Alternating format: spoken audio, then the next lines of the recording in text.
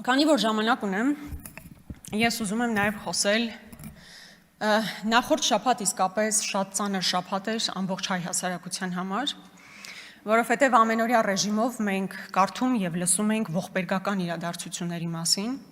Իրապես տպավորություն էր, որ մենք Սիցիլիայում ենք ապրում, ինչ որ մաֆիոզների մասին է, էկոպարեկներ, ովքեր թմրանյութի տրանզիտ են իրականացնում, ընդդիմադիր համայնքապետ է սպանվում, գնդակահարվում ամենադաժան ձևով, հա, եւ այս ամեն ինչի մասին իհարկե պետք է խոսել, նախ եւ առաջ ուզում եմ ցավակցություններս հենց այս ամբիոնից հնչեցնել Վալոդիա Գրիգորյանի ընտանիքին, Կարեն Աբրամյանի ընտանիքին, Մասիս Ասատրյանի ընտանիքին, Կապանցի Յուրա Մարգարյանի ընտանիքին եւ նրանց հարազատներին, որովհետեւ յուրաքանչյուր այս դեպքը իսկապես ողբերգություն է մեր բոլորիս համար։ Բայց ուզում եմ այստեղ անդրադառնալ հատկապես ընդդիմադիր համայնքապետ, Բարաքարի համայնքապետ Վալոդիա Գրիգորյանի սպանության դեպքին։ Վալոդյան շատ կարգին մարդ էր, նվիրված համայնքապետ, հարգված համայնքապետ, եւ ես կարծում եմ, որ նրա քաղաքական հաղթանակը վերջին ընտրություններում ի վերջո չներվեց նրան։ Եվ գիտեք, քննչական կոմիտեն ի սկզբանե պաշտոնական վարկած է առաջարկում, որ դա անձնական վրեժխնդրության հողի վրա է տեղի ունեցել։ Հիմա եկեք իրար հետ հասկանանք։ Անձնական վրեժխնդրություն իրականացնելու համար նշանակում է Վալոդիա Գրիգորյանը ինքը անձամբ կամ նրա եղբայրը կատարել են այնպիսի գործողություններ, որոնց կարելի է համարել, որ հետևաբար համապատասխան գործողությունները անձնական վրեժխնդրություն են։ Վալոդիա Գրիգորյանը որևէ հանցագործություն չէր իրականացրել, նրա եղբայրը, որ կապում էին ինչ-որ ձև փետրվարին տեղի ունեցած իրադարձությունների հետ, չի անցնում այդ գործով։ Նա ինչ-որ խուլիգանության գործով է անցնում, բայց փետրվարին տեղի ունեցած ողբերգական իրադարձությունների հետ անմիջապես չի կապվում։ Դրա համար կա կոնկրետ անձ, որ մեղադրական հոդվածով անցնում է։ Այսինքն, երբ քննչական կոմիտեի ղեկավարը հերթական անգամ ՀՄԿ-ի տաղավարից անպատասխանատու կերպով ասում է, որ գործը բացահայտված է եւ դրա հիմնական հիմքը անձնական վրեժխնդրությունն է, նաեւ պետք է հիմնավորի,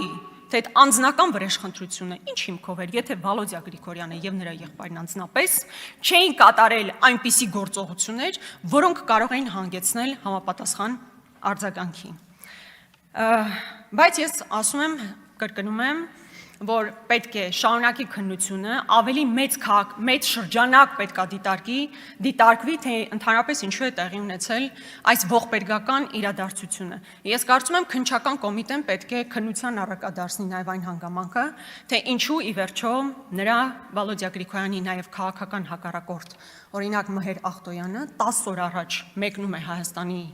Հանրապետությունից եւ նրան ճանապարհում է այն նույն անձը, ով հետագային պետք է իրականացներ այդ սպանությունը,